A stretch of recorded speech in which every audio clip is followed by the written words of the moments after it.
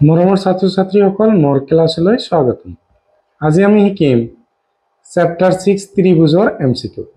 চাবা কোৱেশ্চন 1ত এটা সমবাহু ত্ৰিভুজৰ প্ৰতিটো কোণৰ মাপ।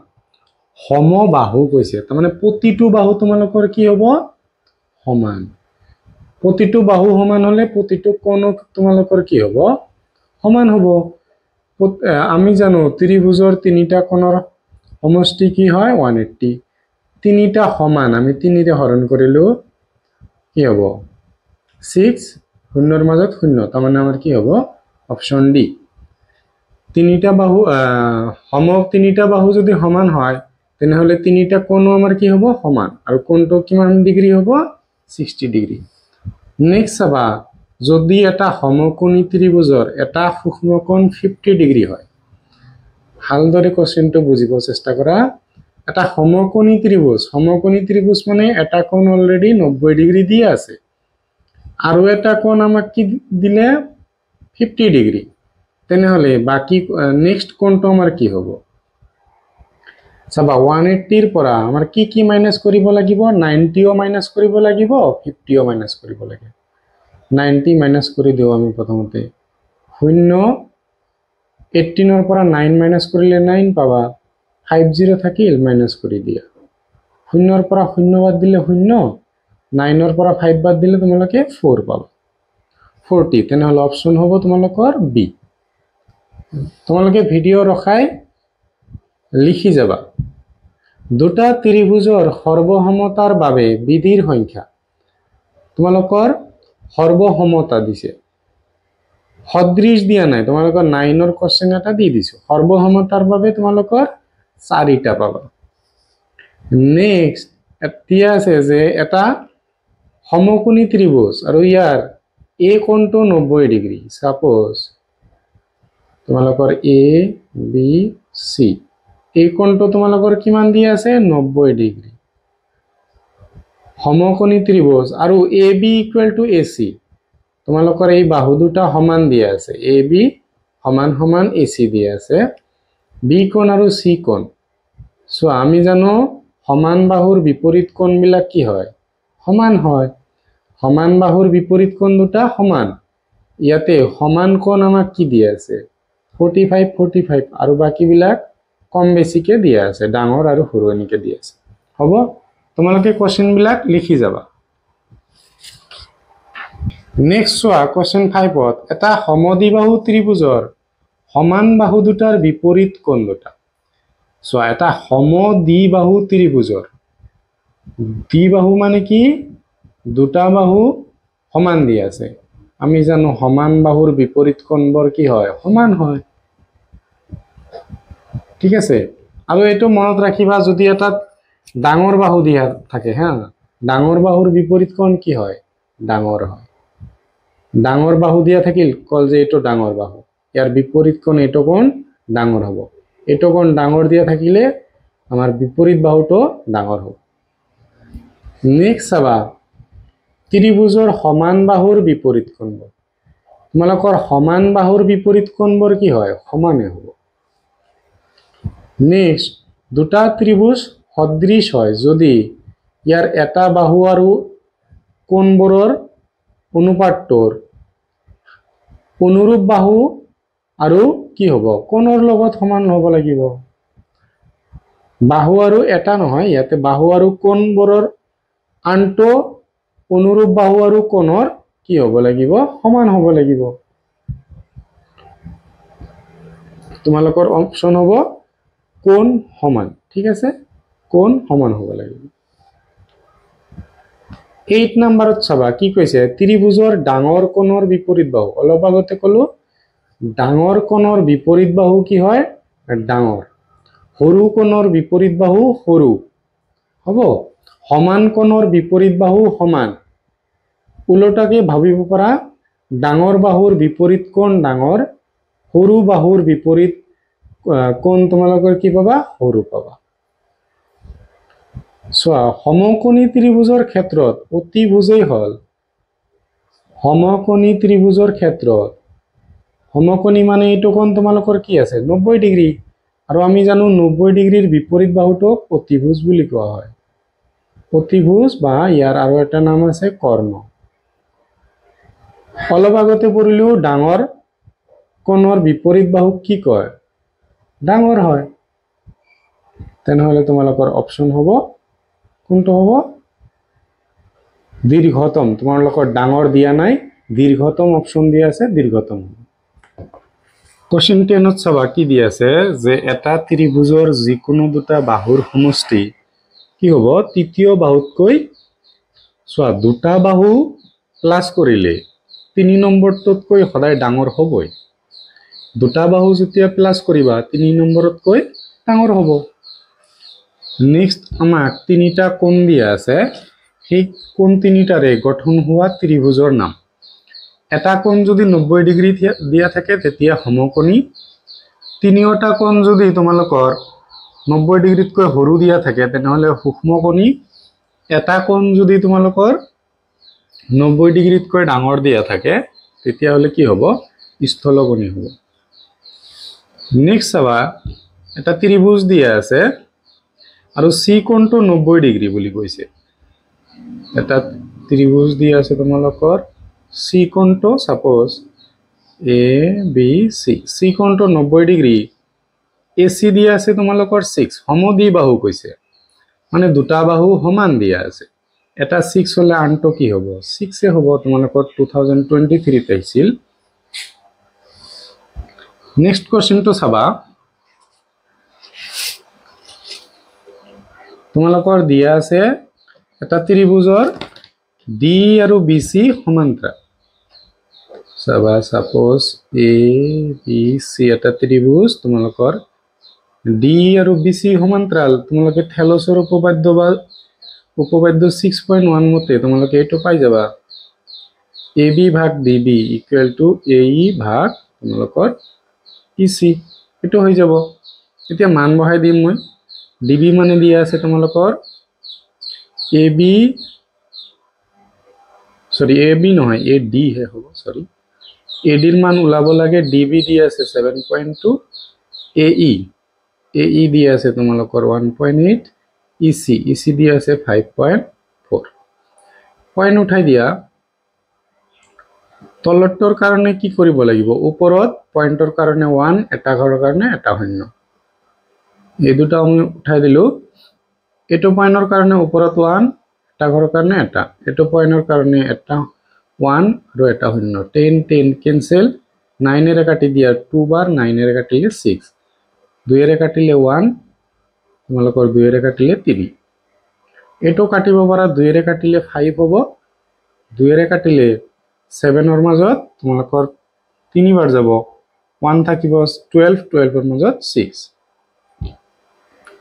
এতিয়া চাবা এডিৰ লগত তোমালোকৰ 5 আৰু 3 ইনটু হ'ব বজ্ৰ পূৰণ 36 ৰ লগত তোমালোকৰ কি হ'ব 1 ৰ ইনটু হ'ব 36 এ পাবা এতিয়া এডিৰ লগত এই দুটা ইনটু আছে হোফালে গলে কি হ'ব হৰণ হৈ যাব 3 ৰে কাটি দিয়া 1 বাৰ 6 ৰ মাজত কিমান বাৰ যাব 2 বাৰ এতিয়া 12 ক 5 এৰে হৰণ কৰিব লাগে 12 ডিভাইড বাই 5 কিমান বাৰ যাব 2 বাৰ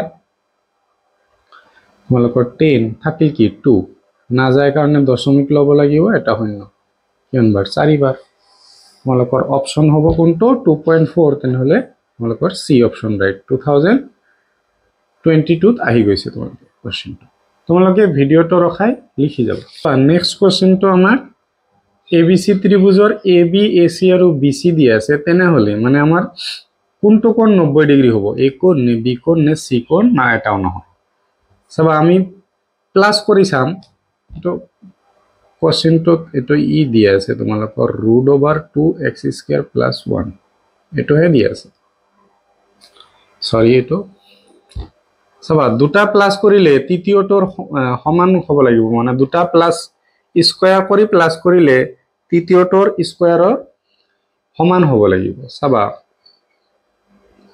আমি যদি এটো প্লাস কৰো ab² + bc²। ইয়াতে আছে তোমালোকৰ x - 1 whole square plus x + 1 whole square হৈ যাব তো a - b তো a + b ফর্মুলাত বহাব লাগিব a² - 2a বি নিলিখিলেও হ'ব 1 ৰ স্কয়াৰ x স্কয়াৰ প্লাস কি হ'ব তোমালোকৰ এটো 2x plus 1 x স্কয়াৰ আৰু x square plus 2x square মাইনাসৰ এটো প্লাসৰ আছে কেনসেল 1 স্কয়াৰ আৰু 1 স্কয়াৰ প্লাস কৰিলে কি পাম 2 পাম এতিয়া সরি এটো 1 1 নহয় 2 হে হ'ব 2 হ'ব এটো সবা ac প্লাস ac কি স্কয়ার কৰা কি পাবা ইয়াৰ ওপৰত স্কয়াৰ এটো কেনসেল আমাৰ দুয়োটা একে হল তেনেহলে আমাৰ কি হ'ব abc এটা সমকোণী ত্ৰিভুজ গঠন কৰিব যত ac তোমালোকৰ কৰ্ণ হ'ব ac কি হ'ব কৰ্ণ ইয়াতে তোমালোকৰ কি থাকিব তেনেহলে b কোণটো তোমালোকৰ কি হ'ব 90 ডিগ্ৰী অপচন বি হৈ যাব নেক্সট চাবা এটা ত্ৰিভুজ দিয়া আছে যাৰ ab আৰু ac দিয়া আছে bc ও দিয়া আছে b কোণটো কিমান হ'ব ইয়াৰ দৰে আমি কৰিম কি কৰিব লাগিব দুটাৰ বৰ্গ কৰি তৃতীয়টোৰ যদি প্লাস বৰ্গৰ সমান হয় তেনেহলে হৈ যাব তেনেহলে আমি এই দুটাৰ বৰ্গ কৰিম 6√3 প্লাস এটো ইয়াৰ বৰ্গ কৰিম চাবা 6 ৰ বৰ্গ কৰিলে 36 পাবা √3 ৰ বৰ্গ কৰিলে তোমালোকে কি পাবা 3 পাবা আমি জানো 6 ৰ বৰ্গ হ'ব √3 ৰ হ'ব এটোৰ বৰ্গ কৰিলে 36 পাবা চাবা 3 * 6 18 or 8 হাতৰ থাকিব 1 3 * 3 9 আৰু 1 কি হ'ব 10 প্লাস 36 প্লাস কৰি দিয়া 144 পাবা 12 ৰ বৰ্গ কি হয় মানে 12 * 12 কৰিলেও তোমালোকে 144 পাই যাবা তেনেহলে তোমালোকৰ বি কোণটো কিমান হ'ব 90 ডিগ্ৰী হ'ব সমকোণী ত্ৰিভুজ গঠন কৰি আছে নেক্সট চাবা 16 ত কি কৈছে যদি দুটা সদৃশ ত্ৰিভুজৰ বাহুৰ অনুপাত এই কোৱেশ্চনটো আহিয়ে থাকে এনেকুৱা ধৰণৰ এটা কোৱেশ্চন তোমালোকে পাবা ঠিক আছে ভ্যালু বেলেগ দিয়া থাকিব পাৰে কেনেকৈ সলভ কৰিব লাগে যেটো দিয়া আছে তাৰ বৰ্গ কৰি দিয়া 4 স্কয়াৰ কিমান হ'ব 4 * 4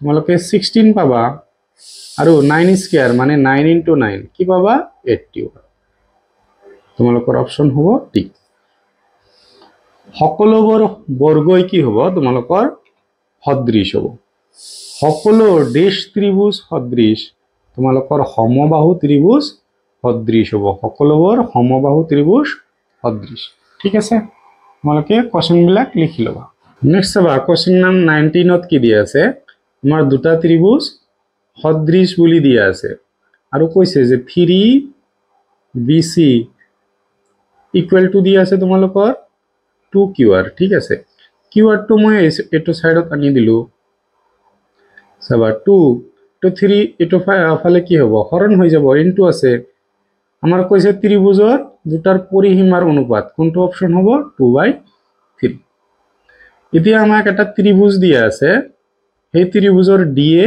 আমাৰ কিমান হ'ব চাবা থেলছৰ উপপাদ্য মতে কৰিব লাগিব তোমালোকৰ কি দিয়া আছে DE AB ৰ সমান্তৰাল তাৰ মানে AB টো ক'ত থাকিব তলত থাকিব AB C DE কি দিয়ে এতিয়া থেলছৰ উপপাদ্য মতে কি পাম CD/DA equal to C by কি পাম EB মান বহাই দিম CD মানে 3 দিয়া আছে DA মানে কিমান দিয়া আছে ওলাব লাগে EC আৰু CE একে কথা 4 দিয়া আছে BE আৰু EB একে কথা 6 দিয়া আছে হ'ব 2 ৰে কাটিলে 2 2 ৰে কাটিলে 3 বাৰ তোমালোকৰ D এৰ লগত 2 আছে ইনটু হ'ব আৰু 3 * 3 কি পাবা 9 পাবা D এৰ লগত 2 ইনটু হৈ আছে সোফালে লৈ গলে হৰণ হৈ যাব ডিভাইড কৰা 2 ৰে 4 বাৰ 8 থাকিল কিমান 1 না যায় তাৰ কাৰণে দশমিক ললো এটা শূন্য কিমান বাৰ যাব 5 বাৰ 4.5 ওলাল কোনটো অপচন হ'ব তোমালোকৰ অপচন সি হৈ যাব নেক্সট দিয়া আছে যে 10 সেন্টিমিটাৰ দৈৰ্ঘ্যৰ বাহুযুক্ত এটা বৰ্গৰ কৰ্ণৰ দৈৰ্ঘ্য হয় সোয়া মানে আমাক কি দিয়া আছে 10 সেন্টিমিটার বাহুযুক্ত এটা বর্গ দিয়া আছে মানে এইটো বাহু 10, এইটো বাহু আমাক 10 দিয়া আছে। এতিয়া আমি কৰ্ণ, আমি জানো বৰ্গৰ প্ৰতিটো কোণ কি হয় 90 ডিগ্ৰী। তেনেহলে আমি কি পাইথাগোৰাছৰ সূত্ৰ মতে আমি ওলাব পাৰিম। চোৱা কৰ্ণ স্কয়াৰ ইকুৱেল টু ভূমি স্কয়াৰ প্লাস লম্ব স্কয়াৰ, এইটো হল আমাৰ পাইথাগোৰাসৰ সূত্ৰ। কৰ্ণটো কি হ'ব, ভূমি দি আছে তোমালোকৰ 10 তাৰ ওপৰত স্কয়াৰ, এইটো দি আছে 10 তাৰ ওপৰত স্কয়াৰ। 10 ৰ স্কয়ার মানে 10 * 10 কি হ'ব 100। 100 প্লাস 100, 100 প্লাস 100 কি পাবা 200। ইয়াক কি লিখিব পাৰা 2 * 10 * 10 হয় নাই। 2 * 10 20, 20 লগত 10 ইনটু কৰিলে 200। এতিয়া স্কয়াৰ আছে তোমালোকৰ, এইটো সাইডত গলে কি হ'ব ৰুট ওভাৰ হ'ব। আমি জানো ৰুট ওভাৰৰ মাজত দুটা 10 থাকিলে এটা 10 বাহিৰলৈ আহে আৰু 2 টো ভিতৰত থাকি যাব। কোনটো অপশন হ'ব, অপশন তোমালোকৰ বি। নেক্সট এটা চতুৰ্ভুজৰ তোমালোকৰ এটা চতুৰ্ভুজৰ দৈৰ্ঘ্য দিয়া আছে তোমালোকক কি অপশন কেইটা লিখা নাই, অপশন কেইটা হ'ব চাবা। এটা চতুৰ্ভুজৰ তোমালোকৰ দৈৰ্ঘ্য দিয়া আছে 8, প্ৰস্থ দিয়া আছে 6, তেনেহলে এইটো কি হল এটা আয়ত বা সামান্তৰিক ক'ব পাৰা। এতিয়া ইয়াৰ কৰ্ণটো আমাক ওলাব দিছে, আমি পাইথাগোৰাছৰ সূত্ৰ ব্যৱহাৰ কৰি দিম। কি পাবা পাইথাগোৰাছৰ সূত্ৰ মতে এইটো স্কয়াৰ ইকুৱেল টু কি হ'ব 8 স্কয়াৰ প্লাস 6 স্কয়াৰ। 8 স্কয়ার মানে কি হ'ব 8 * 8 64 প্লাস 6 স্কয়ার মানে 6 * 6 কি পাবা 36 প্লাস কৰি দিয়া তোমালোকৰ 100 হৈ যাব। বৰ্গমূল উলিওৱা, কৰ্ণ আছিল এইটো সাইডত, স্কয়াৰটো হফালে গলে ৰুট ওভাৰ হৈ যাব। ইয়াক আমি লিখিব পাৰো 10 * 10, দুটা 10ৰ কাৰণে এটা 10 ওলাই আহে, তেনেহলে অপশন হ'ব তোমালোকৰ সি। নেক্সট চাবা আমাক এটা দুটা ত্ৰিভুজ দিয়া আছে, ত্ৰিভুজ দুটা চাবা আঁকি লৈছো A B C D E F.